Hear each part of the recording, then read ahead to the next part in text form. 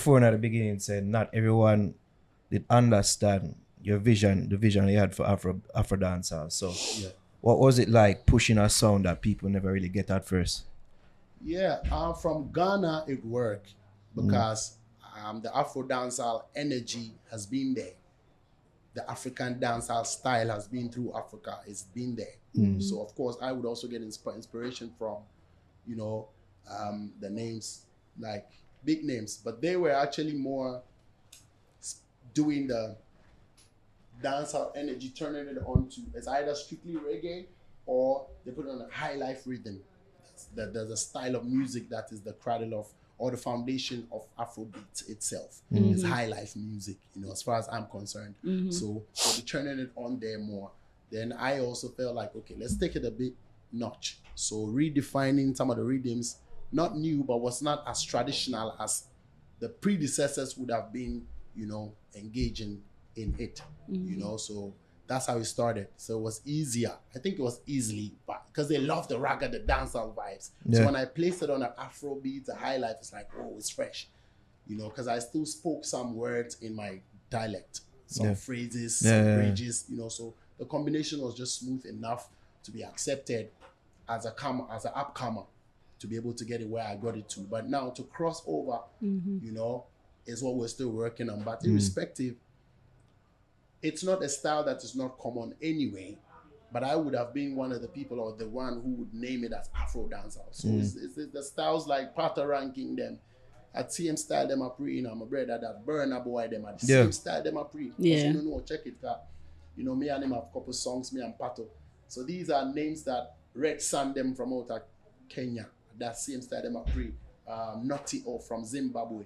Like there are a lot of artists from Africa who, you know, are doing this Afro dancehall vibe. You know, Afro to stand for Afro beats and African music, and then the dancehall reggae. So it's not really like we're not struggling with it. We just needed to get to the forefront where it creates that bridge. It bonds the bridge better. You know what I'm saying? Where both worlds can easily like accept and easily, you know, enjoy themselves with it or make music in that style. What you feel like Afrobeat was more able to cross over more so than Afro dancehall? What you feel was about Afrobeat? Yeah, what it is that I think I still put it in the same African artists, African music, African brackets. What seemed like with that packaging it was able to cross over somewhere.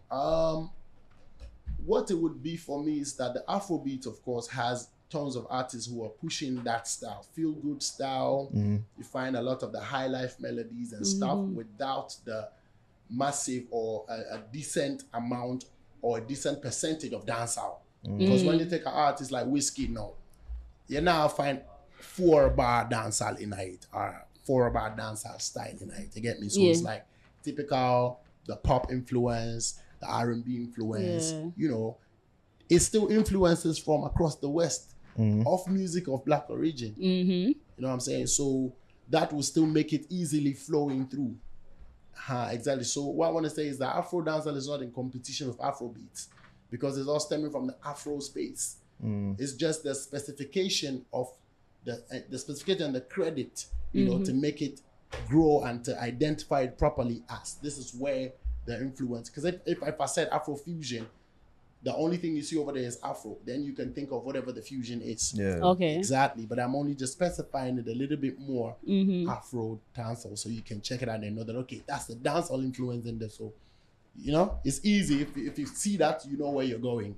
So is it that you're saying that Afro dancehall has to grow more in order to get more eyes on the genre? Of course, and the more the so it can be as better. big as so that it can also be as big as a style under the Afro umbrella, as far as I'm concerned. Because Molly song, Shake It to the Max, is an Afro dancehall song, as hip hop would describe it as hip hop. That would describe it in a lot more musical styles to describe it, because there's an Afro there and there's a dancehall in there. So it's making a lot of sense. So I can proudly say that Afro dancehall is has the biggest song, one of the biggest songs in the world right now.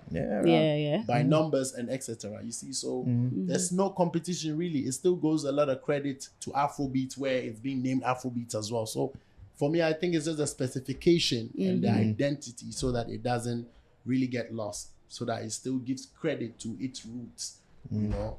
Yeah. Yeah.